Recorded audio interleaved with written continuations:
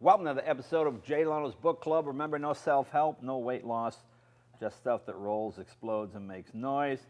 We're here with Paul Stannard. This is a book called Hodaka, The Complete Story of America's Favorite Trail Bike. This book was so much fun for me because it brought back every motorcycle ad I had seen when I was a kid for Hodaka motorcycles. You know, if you grew up in the late 60s, early 70s, Hodaka was the trail bike everybody had. A buddy of mine had a 90. Then another buddy got a 175. Whoa! Whoa, that was huge because we thought that 90 was just the fastest thing. Because since they were trail bikes and you weren't driving on the street, you know, when you go fast in the woods, 30 miles an hour is like 100 miles an hour in the woods. So a 175 was just crazy. And now, do you own the name Hodaka? How does that work? What is your connection? I know you were an enthusiast. Yeah, I am. But you never worked for the company. No, I never did. All of the people that actually had worked for the company are all friends of mine. Right. And back in, I think it was 1986, I went to find parts for an old Hodaka, and I had trouble. And somehow I had made connection with one of the original Pabatco. The Pacific Basin Trading Company was the worldwide distributor for Hodaka. They were in Oregon. Right, they were out of Oregon. They were just a group of guys that liked these bikes, correct? Yeah, they were just motorcycle enthusiasts like you and me. Right, yeah. And so what, they started importing them? Is that what it was? Well, they actually, the short story is that Hodaka engines were going into Yamaguchi motorcycles. Okay. Pabatco, the Pacific Basin Trading Company, was trading wheat to the Far East, and they were importing the Yamaguchi motorcycles. So for about 3 years, Pabatco had a dealer network set up, and they had sold like 5,000 Yamaguchis. Mr. Yamaguchi in Japan actually had bankrupted his company while bankrolling his daughter to run for the Japanese Senate. She actually won, right. But the company went out of business. So Pabatco lost one of their best commodities, the Yamaguchi motorcycle. Right. Hodaka lost their biggest customer, and a guy from Oregon got on a plane, went to Japan, and put all the parts and pieces together, because Hodaka did not want to make a motorcycle.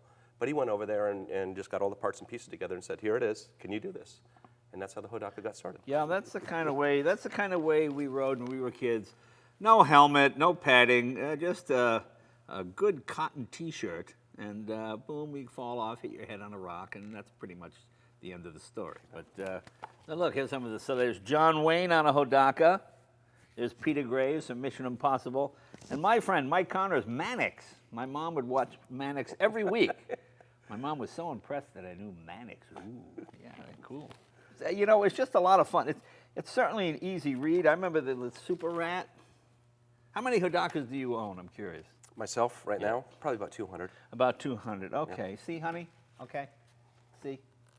There you go. Yeah, I didn't realize, reading the book, that I didn't realize it started up in Oregon by a bunch of motorcycle enthusiasts.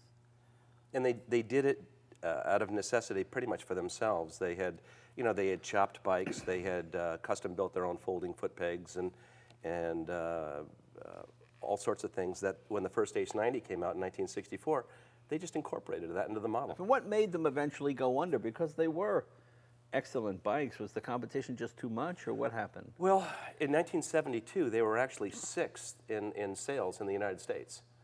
You had the big four, Honda, Suzuki, Kawasaki, right. Yamaha, and then Harley-Davidson. Right. And then Hodaka was right behind them. Wow. Okay. So they were doing good, but what inevitably had happened, it was a lot of things. It was the deregulation of the dollar that Nixon had imposed at the time versus the yen. Right. So it made them a lot more expensive to come on in. And after the oil embargoes and such, the Arab oil embargoes, the motorcycle market, in a sense, really kind of went down. Now you have two copies. You have the collector edition here. That's the other one here. That's the collector's edition. Basically the same book, just a little fancier. A little fancier, hardcover, and it's only 250 of these were made, and they're numbered. Yeah. Where can they get? How much is this book? It's pretty. This one right here is $50. The hardcover that you got in your hand. Right. And then the collector's edition is $140. Okay, and where available where? They're available through strictlyhodaka.com. Okay, strictlyhodaka.com. And if you join the club, maybe you can get one of those fancy shoes. You sure can, absolutely. There you go. Tell them you know me. Hey, thanks a lot. It's my pleasure. Thanks for having me, Jay. Thank you.